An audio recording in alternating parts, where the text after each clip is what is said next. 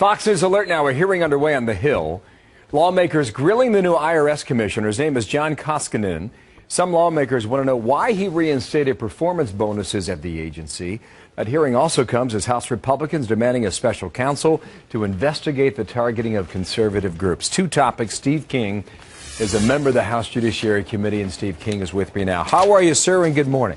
Welcome back to our program. Thanks for having me on. Doing great here so far this morning, Bill. What we've heard from the new head of the IRS is that morale was low. Bonuses had to come back in to cheer everybody up, essentially. Are you okay with that?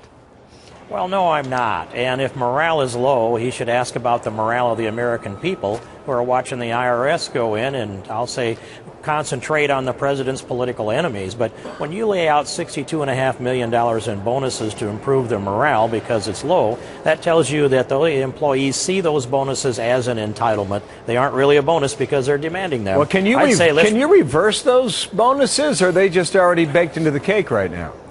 Well, I'm going to guess they're baked into the cake unless the pressure gets so high in the hearing today that he might agree that he would withdraw those $62.5 million. I would be asking him, why don't you dedicate those funds to a special counsel instead? That would improve the morale of the American people.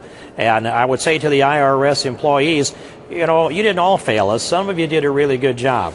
But we have failed the American people, and we're going to have to pay the price and get it right. And by the way, look over the shoulder of the people that are working next to you. If something had happened that targeted the president's political enemies, it's because the culture in your shop was wrong. You have to have an integrity to fix that and blow your own whistle on yourselves. Let me get back to that topic in a moment. Do you know this man well? Do you trust him to do the job?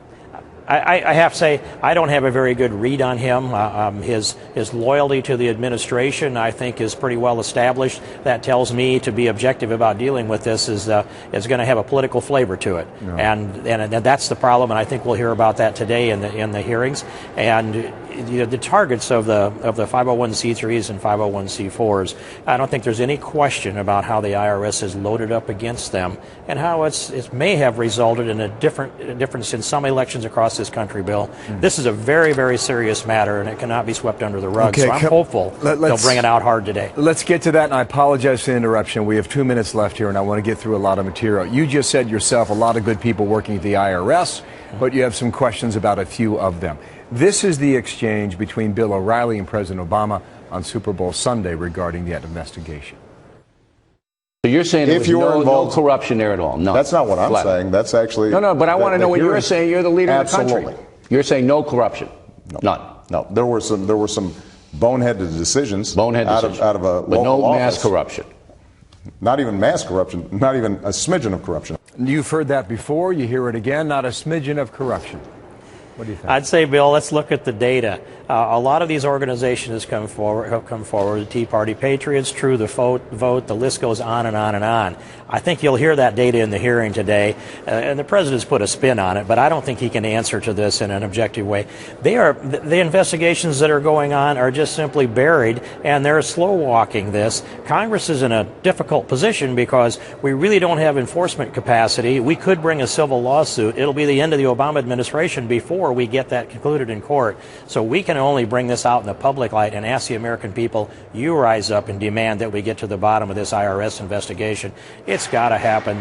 They're also, of course, involved in enforcing Obamacare.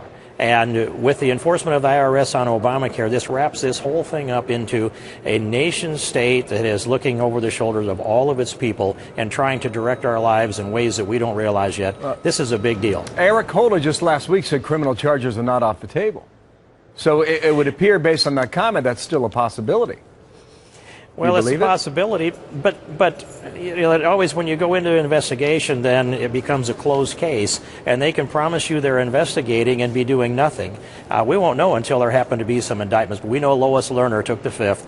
We know that we're not getting information forthcoming coming from this administration. It is a pattern in issue after issue. It's certainly a pattern within the IRS, and we need to push harder. It's going to be a very interesting hearing today before the Ways and Means Committee, and a good lot of members on that committee are well prepared, and I'm going to guess that their staff has worked through the night to make sure they've got the data in front of them ready to ask the right questions today. Is that a suggestion in the 15 seconds we have left that there will be significant headlines from this hearing? I think there'll be... Either from his statement or perhaps from the question and answer segment, or both.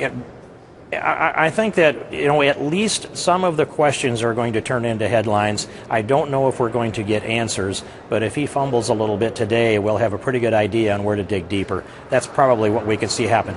But it is a big deal today, and I want to focus on this myself quite a lot, Bill. And thank you for picking it up. You bet. Steve King, Republican from Iowa, will be watching from here, there on the Hill. Thank you, sir.